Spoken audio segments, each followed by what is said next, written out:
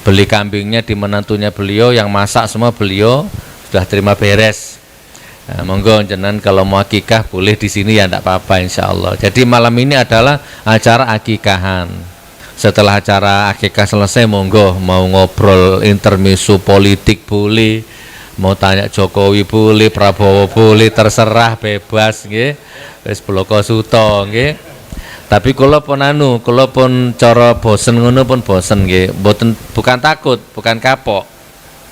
Saya punya metode lain, jadi lebih baik sekarang jihad ekonomi, cari sidak orang-orang miskin duafa itu, kebetulan punya jamaah ya tak manfaatkan. Ada yang butuh kerjaan, kita kasih modal, ngoten-ngoten mawon pun ya.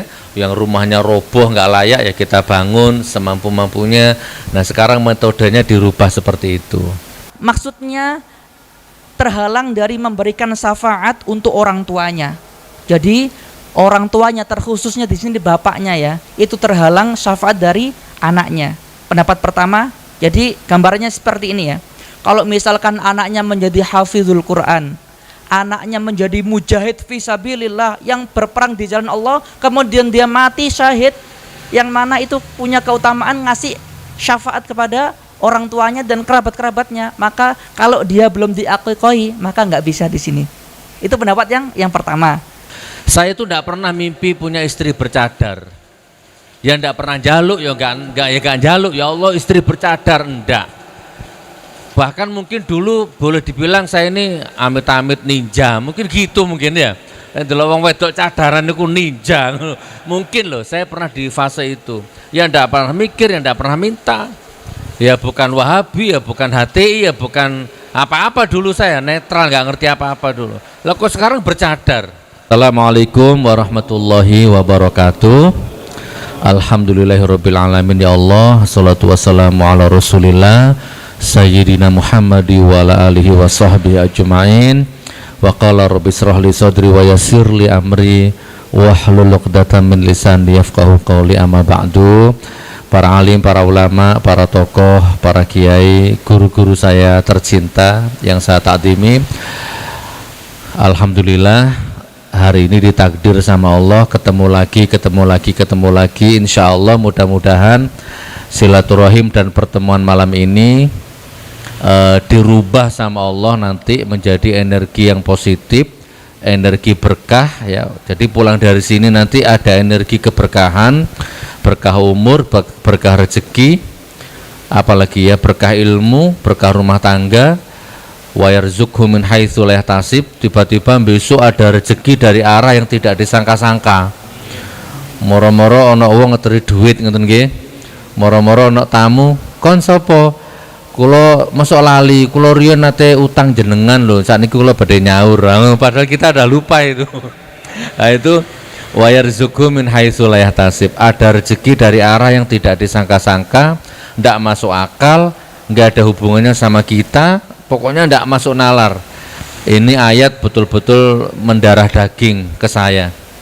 Karena memang hidup kula niku bukan pegawai negeri, gaji tidak punya, penghasilan tetap nggak ada, ngingoni santri 300 orang gratis, mulai dari makan, minum, sekolahnya dari mana kalau nggak ngandalkan wa yarzuqhu min haitsu la yahtasib niku.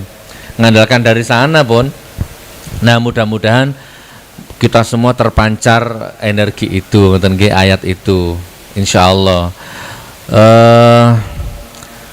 Segitulah pokoknya, walaupun pandemi, Covid, Corona, PPKM di mana-mana, tetap Allah jamin rezeki kita sak tiba-tibane, sak jatuh-jatuhnya itu tetap dijaga, nggak sampai ke titik nadir.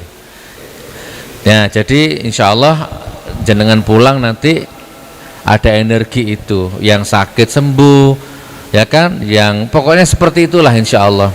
Amin amin ya rabbal alamin. Salawat dan salam selalu tercurah kepada Nabi Muhammad sallallahu alaihi wasallam. Ini akhir zaman, kan ada hadisnya itu, sekarang ini menggenggam sunnah itu kayak menggenggam bara api ya, saiki iki wis. Ya wis, mudah-mudahan kita anak cucu dijaga sama Allah, tidak sampai lepas dari sunnah Rasulullah gitu nggih, hidup dan mati tetap membawa sunnahnya Rasulullah. Moga-moga kita semua jangan wafat dulu sebelum umroh atau haji. Amin. Kalau sama ndak punya pandangan dari mana umrohnya, boleh nanti gabung ke Madu GN 13. Insya Allah bisa umroh nanti ya, barakallah. Amin amin ya rabbal alamin. Jadi gini saudaraku, bapak semuanya, bapak ibu, ini acara akikah. Kita ini sebenarnya punya ngaji segoro namanya. Kita punya ngaji segoro di Jakarta, di Solo, di Malang. Karena masih COVID ya semuanya libur. Insya Allah di Solo mulai buka lagi besok Jumat ini. Jumat saya meluncur ke Solo. Nggak tahu di sini kapan Ustaz Sulhan ge. Ngaji segoro itu unik, enak. Kita baru 2 apa 3 kali di sini tuh rasanya kok 2 kali nggih rasanya kok enak, berbagai lintas gitu loh. Jauh-jauh yang datang jadi seneng gitu. Ya nanti kita mulai lagi nanti. Apalagi kita punya media YouTube ini kita manfaatkan ini. Ini yang nonton orang Kanada, Qatar, Abu Dhabi, Singapura, Malaysia, Hong Kong, Korea yang nonton sekarang acara ini. Nah, malam ini acara akikah, ada jamaah Gus Nur yang di Taiwan sama agen madu kulon itu akikah. Ya, alhamdulillah tadi pagi dipotong. Nah, yang masak menantunya Pak Junet ini. Beli kambingnya di menantunya beliau, yang masak semua beliau. Sudah terima beres. Nah, monggo jenengan kalau mau akikah boleh di sini ya, enggak apa-apa insyaallah. Jadi malam ini adalah acara akikahan. Gitu. Nah, nanti ada Ustadz Sulhan, ada Ustadz beliau ini Masya Allah, Ustadz Ilyas sik enom, bojone sik siji. Masya Allah hafid Quran, barakallah ya. Nggih, amin ngoten. Nah, beliau nanti kita ngaji ya, singkat aja lah. Akikah itu apa sih?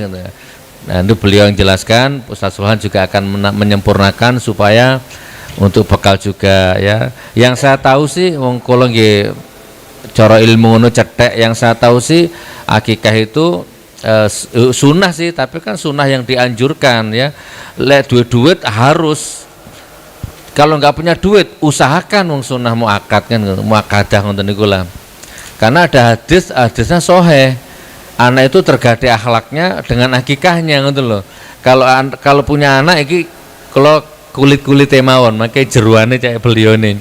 Lihat duwe anak lahir ya umur seminggu, ndang potong rambutnya, kasih nama yang baik, akikai kan ngoten.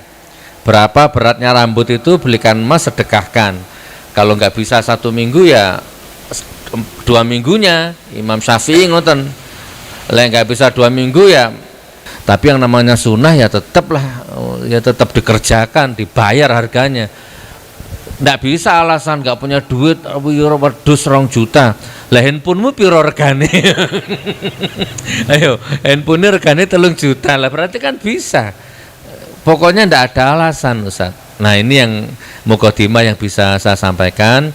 Setelah acara akikah selesai, monggo mau ngobrol intermezzo politik boleh, mau tanya Jokowi boleh, Prabowo boleh, terserah, bebas nggih. Wis bloko suto nggih. Tapi kula pun cara bosen ngono pun bosen nggih. Bukan takut, bukan kapok. Saya punya metode lain. Jadi lebih baik sekarang jihad ekonomi, cari sidak orang-orang miskin duafa itu, kebetulan punya jamaah ya tak manfaatkan. Ada yang butuh kerjaan, kita kasih modal ngoten-ngoten mawon pun ya. Yang rumahnya roboh nggak layak ya kita bangun semampu-mampunya. Nah, sekarang metodenya dirubah seperti itu. Nah, monggo kalau ada tetangga yang punya rumahnya nggak layak, udah fakir, duafa, rumahnya roboh, apalagi kalau status tanahnya jelas, terus langsung kita bangun itu kita eksekusi nanti. Langsung kita kasih modal, bikinkan toko, meracang atau apalah. Nah, mencari perhatian Allah situ-situ kan lumayan supaya nanti doanya dikabul gitu loh. Kenyangkan orang yang lapar, hilangkan dahaganya orang yang haus. Jadi jenengan begitu ndonga dikabul, Pak. Ya Allah, setrukno itu pemimpin itu, ya Allah setruk temenan, Pak. Dikabul doanya sampean kan gitu kan. Mendoakan orang yang dolim supaya ya kalau bisa dikasih hidayah lek iso ya dikelepno ambek Gusti Allah ndang beres, diganti pemimpin yang baru kan ngoten. Wis iki lek tak terusno kok ngelantur ya. Barakallah. Jadi ayo yang pertama kita dengarkan tausiah dari beliau. Saya juga haus ilmu tentang akikah ini. Oh, posisi saja nih akikah itu. Kalau anak-anak sudah seakikah, saya yang tidak tahu ini wong tuaku biar ngakikah apa ora. Kalau memang masih boleh ya tak akikah aja besok saya gitu. Jadi tiap minggu nanti makan sate kambing di sini insya Allah. Amin, barakallah. Ini sambutan dari saya. Saya akhiri. Assalamualaikum warahmatullahi wabarakatuh. Monggo Ustaz, barakallah. Tafadhol. Bismillahirrahmanirrahim. Assalamualaikum warahmatullahi wabarakatuh. Innal hamdalillah nahmaduhu wa nasta'inuhu wa nastaghfiruh wa na'udzu billahi min syururi anfusina wa min sayyiati a'malina. Man yahdillahu fala mudhillalah wa man yudlil falan tajida lahu waliyyan mursyida. Asyhadu an la ilaha illallah wahdahu la syarikalah wa asyhadu anna Muhammadan abduhu wa rasuluh. Salawatu rabbi wa salamuhu wa barakatuhu alaihi wa ala alihi wa sahabatihi wa man tabi'ahum bi ihsanin ila yaumil liqa'i rabbih yauma la yanfa'u malun wala banun illa man atallaha biqalbin salim. Ma'asyiral muslimin rahimani wa rahimakumullah. Usikum wa nafsi bi taqwallah faqad fazal muttaqun. Faqala Allah tabaraka wa ta'ala fi kitabil karim. A'udzu billahi minasyaitonir rajim. Ya ayyuhalladzina amanu taqullaha haqqa tuqatih wa la tamutunna illa wa antum muslimun. Allah Subhanahu wa taala berfirman dalam Al-Qur'an yang artinya, wahai orang-orang yang beriman, bertakwalah kalian kepada Allah dengan sebenar-benarnya takwa. Takwa bukan hanya ucapan di lisan, bukan hanya kerapian dalam pakaian, tapi takwa yang sebenarnya. Dan jangan sampai kalian mati kecuali dalam satu kondisi, mati dalam kondisi Islam. Ma'asyiral muslimin rahimani wa rahimakumullah. Insyaallah saya sampaikan 5 hal mengenai akikah. Yang pertama definisi akikah, kemudian yang kedua hukum akikah, yang ketiga hikmah kenapa kita disuruh untuk akikah, dan yang keempat maksud tergadaikan dalam akikah, yang terakhir hukum-hukum yang berkaitan mengenai akikah. Yang pertama yaitu definisi akikah. Dalam kitab Minhajul Muslim karangan Syekh Abu Bakar Al-Jazairi rahimahullah, bahwasannya akikah adalah domba yang disembelih untuk bayi yang baru lahir pada hari ke-7 setelah kelahirannya. Pertanyaannya tadi yang dibahas disindir Gus Nur tadi, bagaimana kalau bukan hari ke-7? Maka para ulama mengatakan bahwasannya kalau nggak bisa, kalau nggak mampu di hari ke-7, ya di hari ke-14 kelipatannya. Kalau hari 14 nggak mampu, maka hari ke-21. Lah setelah ini, setelah hari 21 kita nggak mampu, maka para ulama mengatakan bahwasannya terserah kita, semampu kita. Entah 2 tahun yang akan datang atau berapa tahun yang akan datang. Jadi kelipatannya 7, 14, 21 dan semampu kita. Jadi ngoten nggih. Itu tentang definisi akikah. Sedangkan waktu yang dianjurkan, yang diutamakan adalah hari ke-7. Kemudian yang kedua tentang hukum akikah. Jadi syariat atau perintah akikah itu hanya ada di dalam al-hadis, ya. Jadi kalau kita cari di Al-Qur'an ya, walaupun yang mencari mungkin para buzzer yang biasanya mencari kesalahan ya, tentang hukum akikah ya di dalam Al-Qur'an sampai hari kiamat kurang setengah jam gak akan ketemu. Ya, karena syariat akikah cuma di dalam hadis ya. Tapi sebagai umat muslim, umat Islam, kita enggak membedakan Al-Qur'an dan hadis. Waalaikumsalam warahmatullahi wabarakatuh. Akikah sendiri hukumnya adalah sunnah muakkadah. Sunnah muakkadah yaitu sunnah yang sangat dianjurkan. Jadi tapi ada ulama yang mengatakan bahwasannya akikah hukumnya adalah sunnah yang wajib bagi yang mampu. Barang siapa yang tidak melakukannya maka ia berdosa. Ya, ada pendapat ini ya. Berdasarkan sabda Nabi Muhammad SAW, kullu ghulamin rahinatun bi'aqiqatihi tudbahu anhu yawma sabi'ihi wa yuhlaqu wa yusamma Rasulullah SAW bersabda yang artinya semua anak bayi tergadaikan dengan aqiqahnya. Sampai kapan? Sampai hari ketujuhnya, yang mana itu disembelih hewan kurban. Hewan di sini kambing ya. Kemudian dicukur rambutnya, cukur pelontos. Kemudian setelah dicukur pelontos, maka rambut itu ditimbang dengan timbangan emas atau perak. Hasilnya disedekahkan. Dan terakhir diberi nama yang baik. Itu hukum tentang aqiqah. Kemudian yang ketiga, poin yang ketiga, hikmah aqiqah, yaitu sebagai ungkapan rasa syukur kita kepada Allah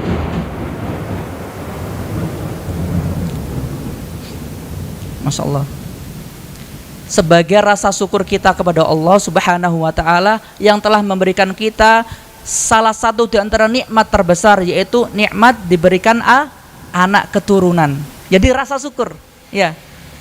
Allah Subhanahu wa ta'ala berfirman dalam surah Ibrahim ayat 7, la in syakartum la azidannakum wa la in kafartum inna adzabi lasyadid. Kalau ingin bertambah nikmatnya, maka apa? Syukur. Ya. Tapi kalau sebaliknya, kalau kufur, maka Allah Subhanahu wa ta'ala siksaannya sangat pedih, ya. Jadi sebagai rasa syukur saja kepada Allah Subhanahu wa ta'ala. Dan syukur itu hukumnya wajib, ya. Kemudian yang keempat, maksud tergadaikan dalam aqiqah. Tadi kan dalam hadis kan setiap bayi yang lahir itu tergadaikan. Maksudnya apa di sini? Apakah seperti barang yang tergadaikan yang mana kalau kita nggak tebus maka barang itu nggak bisa kita manfaatkan, atau seperti apakah tergadaikan dalam aqiqah itu? Jadi saya ambil di dalam dua pendapat ya. Yang pertama, jadi ini ikhtilaf ya. Ikhtilaf itu perbedaan ya. Yang pertama, bahwasannya sebagian ulama berpendapat maksudnya terhalang dari memberikan syafaat untuk orang tuanya. Jadi orang tuanya, terkhususnya di sini bapaknya ya, itu terhalang syafaat dari anaknya. Pendapat pertama, jadi gambarnya seperti ini ya. Kalau misalkan anaknya menjadi hafizul Quran, anaknya menjadi mujahid fisabilillah yang berperang di jalan Allah, kemudian dia mati syahid, yang mana itu punya keutamaan ngasih syafaat kepada orang tuanya dan kerabat-kerabatnya, maka kalau dia belum diaqiqahi maka nggak bisa di sini. Itu pendapat yang pertama. Ada pendapat yang kedua yang mengatakan bahwasannya maksudnya si anak tidak akan terbebas dari ikatan syaitan. Yang dimaksud ikatan syaitan di sini adalah bahwasannya Rasulullah SAW bersabda yang artinya, karena ketika anak itu lahir maka syaitan akan menikamnya. Jadi syaitan akan menikam bayi yang baru lahir. Maka kita lihat kan ya, wallahu a'lam bishawab ya, ketika bayi baru lahir maka dia oe nangis. Wallahu a'lam, mungkin salah satu sebabnya adalah setan menikamnya, karena hadis riwayat Bukhari. Maka kalau dia ingin lepas dari ikatan setan itu, maka hendaknya orang tuanya diaqiqahin anaknya supaya apa? Lepas dari jerat syaitan. Dan pendapat yang kedua inilah yang jumhur ulama memakainya. Wallahu a'lam bishawab, itu tentang makna tergadaikan dalam aqiqah. Maka di sini Rasulullah mengumpamakan dengan barang gadaian. Apa maksudnya? Yaitu sedangkan barang gadaian itu harus dibayarkan. Ya, karena hukumnya wajib untuk membayar barang gadaian. Maka dari itulah bagi orang tua, khususnya ayah, hendaknya mereka yang mampu untuk mengakikohi anaknya, maka lakukanlah akikoh hilah. Kalau ternyata si anak sudah dewasa namun belum diakikohkan oleh orang tuanya, maka si anak boleh mengakikohi dirinya sendiri. Wallahu a'lam bishawab. Dan yang terakhir yaitu hukum-hukum seputar akikoh.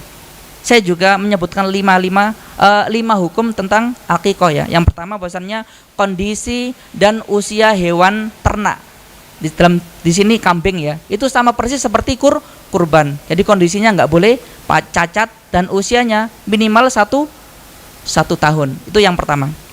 Yang kedua, daging aqiqah itu dimakan sendiri dan juga dibagikan. Maka para ulama mengelompokkan menjadi tiga bagian.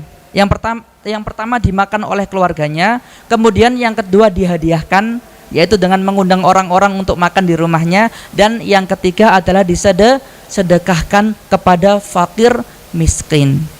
Yang ketiga yang dianjurkan ketika akikoh adalah hari ketujuh, sekaligus memberikan nama yang baik. Nama yang baik itu seperti gimana? Kalau laki-laki, setiap nama yang dinisbahkan kepada Allah Subhanahu wa taala. Contohnya seperti Abdullah, Abdurrahman, Abdus Somad, dan lain sebagainya. Kalau nggak seperti itu ya nama-nama nabi, Adam, Idris, Nuh, Soleh, Ibrahim, Lut, Ismail sampai Muhammad. Ya. Kalau nggak dinamai dengan dinisbatkan nama Allah atau nama nabi, maka nama-nama para sahabat. Pokoknya nama yang baik. Ya. Kalau perempuan dinamai dengan 4 penghulu surga, yaitu Khadijah, istri Rasulullah Shallallahu Alaihi Wasallam. Kemudian Khadijah. Jadi 4 penghulu surga adalah Khadijah. Yang kedua Maryam binti Imran. Ya, ibunya siapa? Ibunya Nabi Isa alaihi salam. Yang ketiga adalah Asiyah binti Muzahim. Siapa itu? Istrinya Fir'aun yang berdoa dalam surah At-Tahrim ya, Rabbi banili indaka baitang fil jannah wa najjini min fir'auna wa amalihi wa najjini minal qaumid zalimin. Yang pada akhir hayat beliau ya, itu dipanggang oleh Fir'aun ya. Jadi itu ya, yang pertama Khadijah, Maryam, kemudian Asiyah binti Muzahim, dan terakhir adalah Fatimah binti Rasulullah. Jadi kalau punya anak perempuan hendaknya diberikan nama yang baik ya. Kalau misalkan kita bingung ya, namakan nama-nama para sahabiah ya. Kemudian yang keempat, tidak dianjurkan bagi akikoh ketika dewasa untuk mengganti namanya. Karena apa? Salah satunya adalah ganti KTP sulit. Jadi nggak usah diganti namanya ya. Kalau misalkan Pak Junet ya, misalkan belum akikoh ya, misalkan umur 50 baru akikoh ya, tetap Pak Junet aja namanya ya. Junet siapa lengkapnya? Junaidi ya, nggak usah diganti Muhammad Junaidi, nggak usah ya. Jadi tetap aja. Kemudian nggak dianjurkan untuk mencukur gundul ya, karena itu cukup pas ketika kecil saja ya. Jadi kalau dewasa nggak usah dikasih namanya, nggak usah diganti ya, sama nggak usah digundul ya. Karena itu tadi ya termasuk sedekah ya, sedekah hukumnya. Kemudian yang terakhir ya, memang ya terakhir ini ya, memang akikoh itu adalah sunnah, tapi perlu kita rubah mindset kita. Bahwasanya selama ini ya kita menganggap, wallahu alam ya, sunnah adalah sesuatu yang dilakukan mendapatkan pahala. Kalau nggak dilakukan nggak apa-apa. Bener nggih? Ngoten nggih? Ya. Tapi kita rubah. Jadi sunnah adalah sesuatu yang kita lakukan itu bermanfaat bagi kita. Dan kalau nggak kita lakukan rugi. Jadi ngoten nggih, kita ganti mindset kita. Sunnah adalah segala sesuatu yang dicontohkan oleh Nabi, entah dari perkataan, perbuatan atau takririn, penetapan Nabi Muhammad ya. Yang kalau kita lakukan dapat pahala, dan kalau nggak kita lakukan rugi. Jadi akikahnya walaupun sunnah, tapi hendaklah kita lakukan. HP saja 2 juta bisa. Kambing 1 dinar ya. 1 dinar itu kalau sekarang 2 juta ya. Masa enggak bisa. Wallahu a'lam bishawab ya. Semoga Allah Subhanahu wa taala memberikan kita kekuatan untuk menghidupkan sunnah Nabi Muhammad SAW. Semoga kita semuanya bersemangat untuk nyunnah bareng-bareng ya, dan sehingga kelak kita bisa masuk surga bersama Nabi Muhammad SAW, bersama Abu Bakar, Umar, Utsman, Ali, dan para sahabat yang lainnya, serta orang-orang yang senantiasa mengikuti sunnah beliau hingga hari kiamat kelak. Aqulu qauli hada wa astaghfirullah li wa lakum wa lisairil muslimin fastaghfiru innahu wal ghafurur rahim. Assalamualaikum warahmatullahi wabarakatuh. Waalaikumsalam warahmatullahi wabarakatuh. Fadal. Tafadhol. Salam. Jadi Bapak Ibu ya, sebelum saya kasihkan Ustadz Sulhan, coba ini menarik ini. Yang kita petik dari beliau pertama adalah rubah mindset bahwa sunnah itu dilakukan pahala, enggak dilakukan rugi. Salah satunya nikah 4.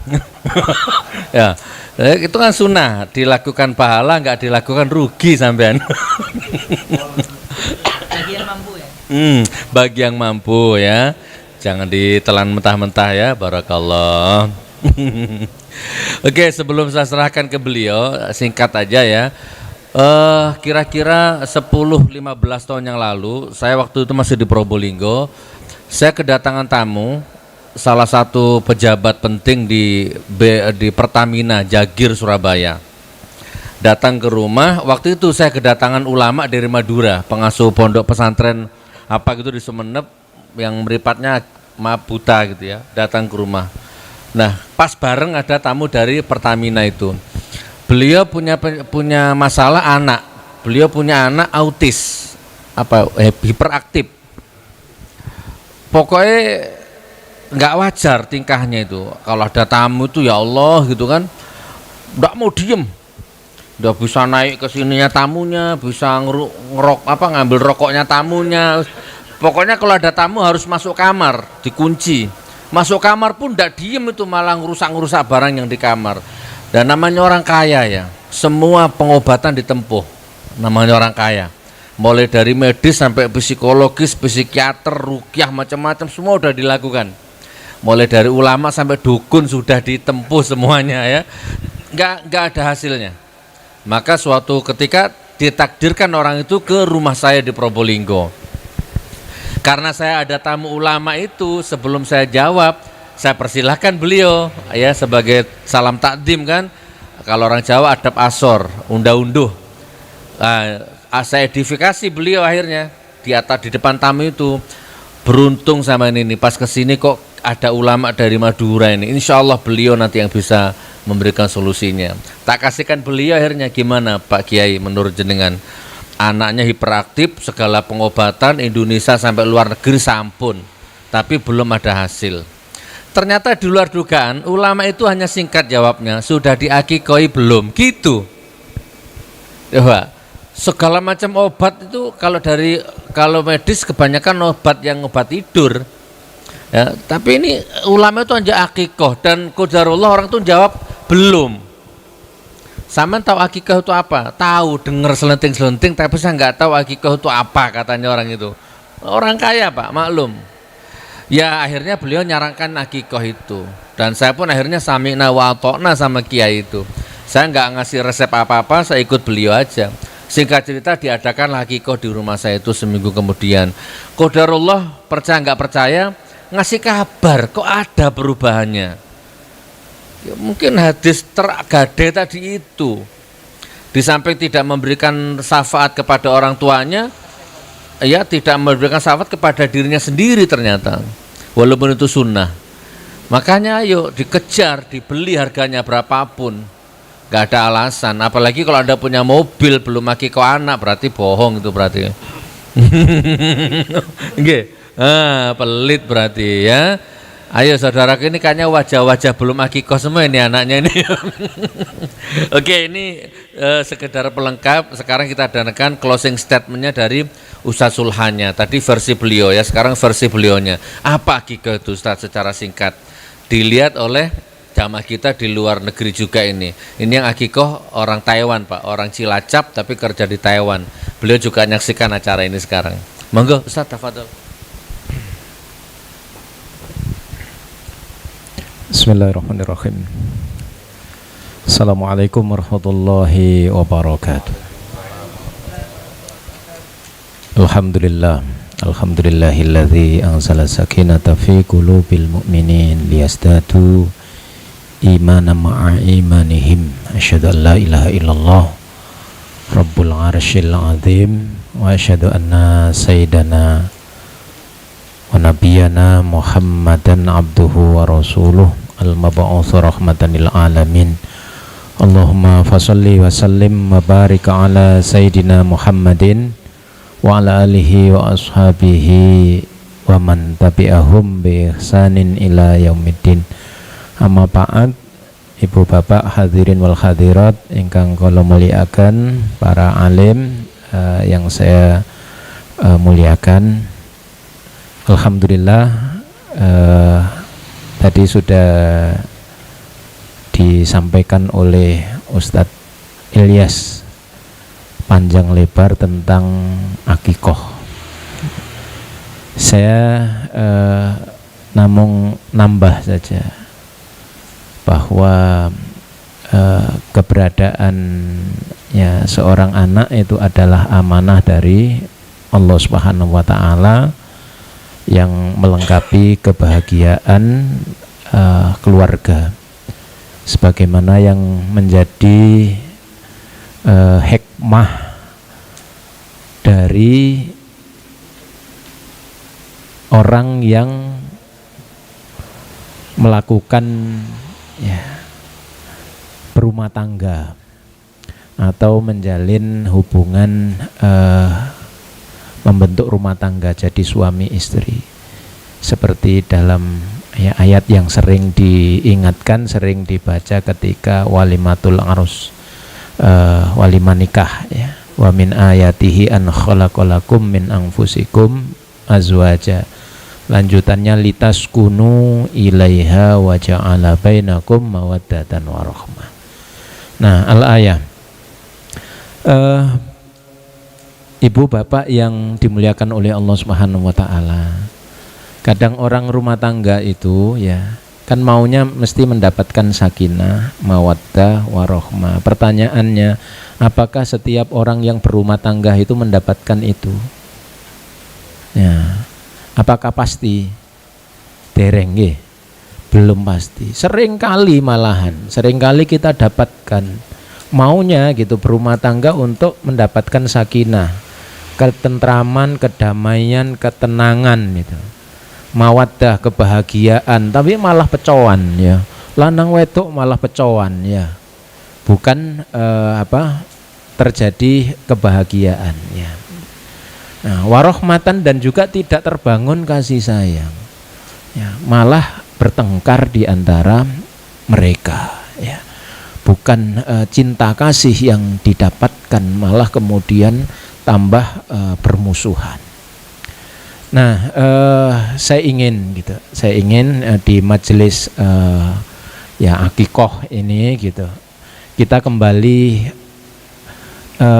sedikit mengupas apa yang sebenarnya menjadi kunci kebahagiaan itu, bahwa kebahagiaan dalam rumah tangga itu tidak otomatis ya didapatkan ketika orang berakad, begitu tidak otomatis, ada syarat-syaratnya, ada kondisi-kondisi yang harus dilakukannya.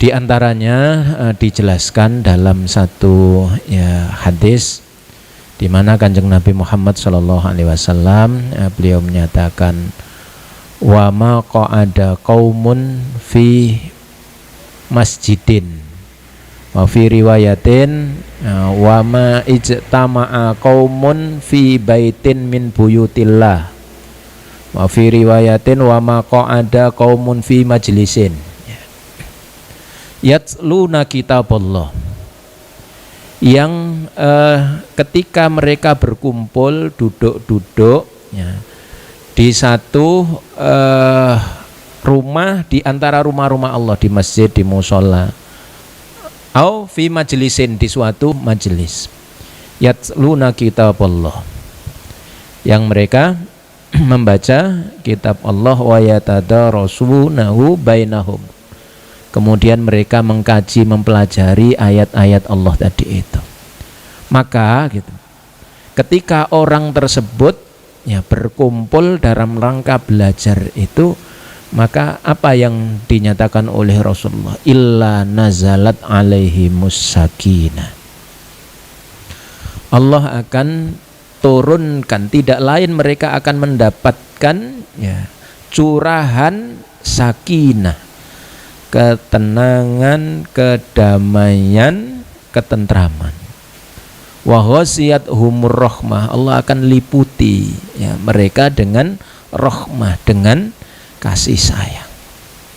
Tidak hanya itu, wa khaffathumul malaika, Allah akan naungi gitu ya mereka, dinaungi oleh para malaikat. Wa dzakarallahu ya fi man indah, dan Allah membanggakan mereka, nyebut-nyebut nama-nama mereka kayak di absen gitu ya. Ya, disampaikan kepada para malaikat. Nah, hadis ini jamaah yang dimuliakan oleh Allah, kalau kita kaitkan dengan ayat yang tadi kita sampaikan bahwasanya orang berumah tangga, ya, ada suami, ada istri, kemudian anak, tidak mesti otomatis mendapatkan jaminan tadi kebahagiaan, ketentraman, kedamaian, ya, tidak mesti, ada syaratnya. Yakni syaratnya adalah apa yang dijelaskan oleh Rasulullah tadi, bahwa gitu hendaklah mereka itu menjadi orang-orang yang seneng belajar ngaji gitu loh ya. Jadi Al-Quran itu kan panduan, Al-Quran itu adalah huda, ya, petunjuk dari Allah, termasuk furqan, ya, pembeda mana yang salah, mana yang benar, yang hak, yang batil gitu. Nah, oleh karena itu pesannya adalah kalau panjenengan kepingin gitu, ya, tadi rahmat, kemudian sakinah, mawaddah itu didapatkan, yang istrinya ya atau suami istri ya belum ya ngaji ya atau enggak seneng hadir di dalam majelis ilmu, diajak hadir. Selama ini yang terjadi gitu, misalnya seorang istri berani kepada suami meskipun semua sudah dicukupi, ya, nafkah sudah diberi, ya, mungkin ya bahkan lebih dari ya kebutuhan, lebih dari cukup gitu, ya. Mengapa itu terjadi? Tidak lain karena seorang istri nggak ngerti, nggak paham. Mengapa nggak ngerti, nggak paham? Karena nggak ngaji gitu loh, nggak belajar. Nah, demikian juga sebaliknya, kadang ada seorang suami tegoan mbek bojone, ya Allah sakno, ya kasihan, ya, sing wedok dikaploki, ya Allah gitu, kok tego gitu, naudzubillah min dzalik gitu. Padahal mestinya kewajibannya seorang suami wa ashiruna bil ma'ruf, ya, mempergauli mereka dengan ma'ruf, dengan cara yang baik. Mengapa ini terjadi? Suaminya gak ngerti, gak paham gitu loh. Nah, demikian juga panjenengan yang gak ada yogo, ya, atau siapa saja yang punya anak, ya, diamanai oleh Allah Subhanahu wa taala.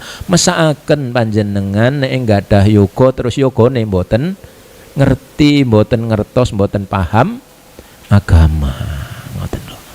Dados setelah diakikohi, kewajiban orang tua, ya, selanjutnya adalah menyiapkan pendidikan anaknya ini.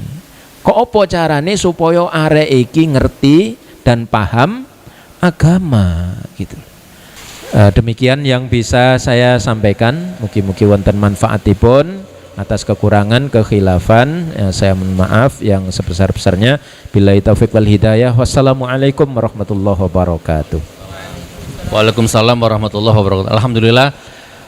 Sebelum saya tutup singkat nggih. Jadi kesimpulan dari ceramah beliau tadi adalah bahagia, sakinah, mawaddah, warahmah, sukses lan sak piturute itu enggak gratis.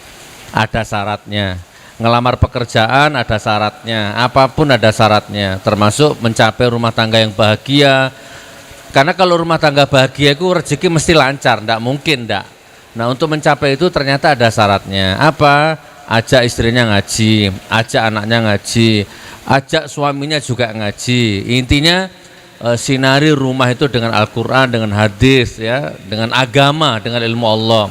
Ya, salah satunya akikah ini. Insya Allah Pak, kalau sampean sudah mulai mau memancarkan cahaya-cahaya agama, sunnah, ya, di dalam rumah jenengan, itu nanti Allah akan mengirim itu, merespon energi-energi positifnya, hidayahnya, fadilahnya, maunahnya, karomahnya dikirim sama Allah. Ngapunten, mohon maaf sebelum saya tutup, 1-2 menit terakhir. Saya itu tidak pernah mimpi punya istri bercadar. Ya tidak pernah jaluk, ya enggak jaluk, ya Allah istri bercadar, enggak. Bahkan mungkin dulu boleh dibilang saya ini amit-amit ninja, mungkin gitu mungkin ya. Delok wong wedok cadaran niku ninja. Mungkin loh, saya pernah di fase itu. Ya ndak pernah mikir, ya ndak pernah minta. Ya bukan Wahabi, ya bukan HTI, ya bukan apa-apa dulu, saya netral, nggak ngerti apa-apa dulu. Lah kok sekarang bercadar? Nggak saya suruh Pak, bercadar sendiri. Tak kira guyon Ustaz. WA, aku kan lagi safar tuh dakwah. Abi, mama izin mau bercadar ya mulai besok. Tak kira guyon. Nggih, barokallah. Wes siap tak? Insyaallah. Mulai cadaran temen wisan Pak. Loh, sampai sekarang nggak diminta Pak. Ternyata ya tadi itu mulai belajar agama, mulai anak mulai prioritas ngaji, nggak boleh pegang handphone. TV kukut, apa kukut itu? Ringkes. Udah Pak pensiun. Itu walaupun ada TV besar itu nggak ada channel TV-nya itu. TV One nggak ada, Kompas apalagi, Metro apalagi, haram lah ya. Nggak ada. Itu yang ada cuman murojaah, murotal itu. Karena Dek Syanum itu suka sholawatan, itu aja isinya. Nggak pernah nonton TV, nggak pernah nonton sinetron.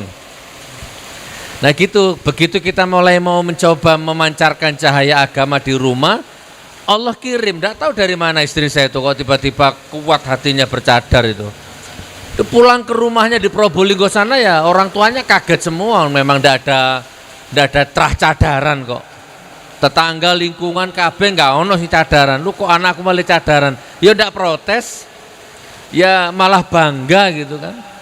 Mungkin sak kecamatan itu hanya istriku yang cadaran itu, sak kecamatan itu. Barokallah. Nah mungkin begitu saudaraku ya. Monggo berangkat dari akikah boleh, berangkat dari Al-Quran, dari hadis, dari ngaji, ngadakan pengajian rutinan di rumahnya atau apalah, pokoknya mulai disulut itu cahaya-cahaya sunnah itu ya. Amin amin ya rabbal alamin. Oke, sekarang kita tutup dengan doa. Sinten yang berdoa? Tafadhol Ustaz. Minta.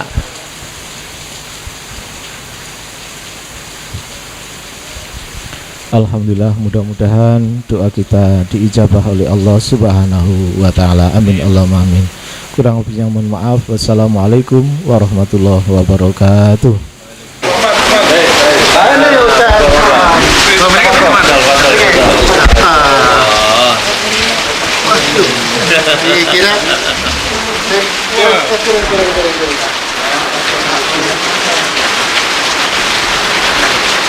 Asik.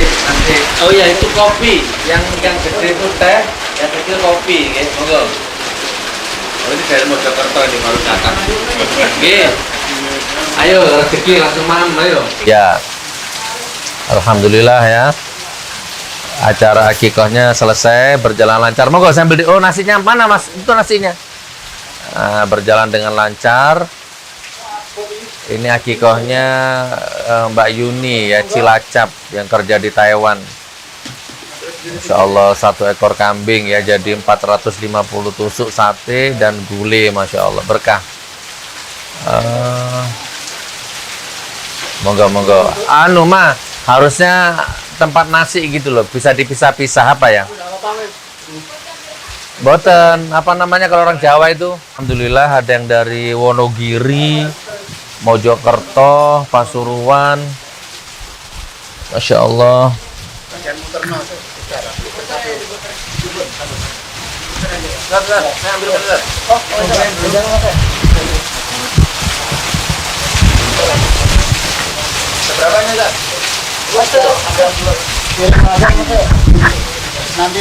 Saya Sat. Assalamu alaik zainal anbiya. Assalamu alaik atqal atqiya. Assalamu alaik zainal anbiya. Assalamu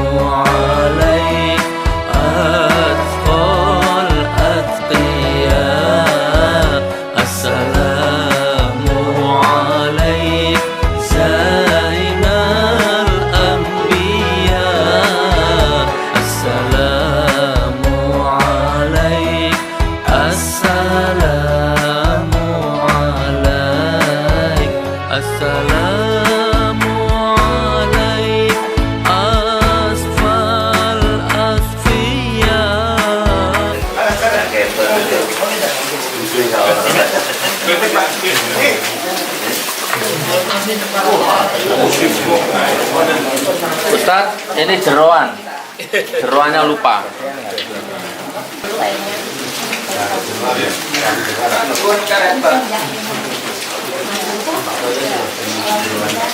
Ade.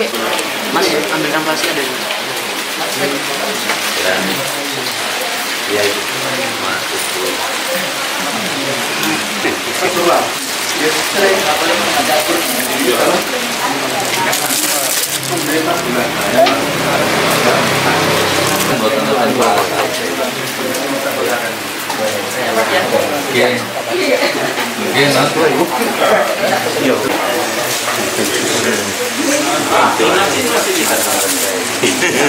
Sama 300 juta.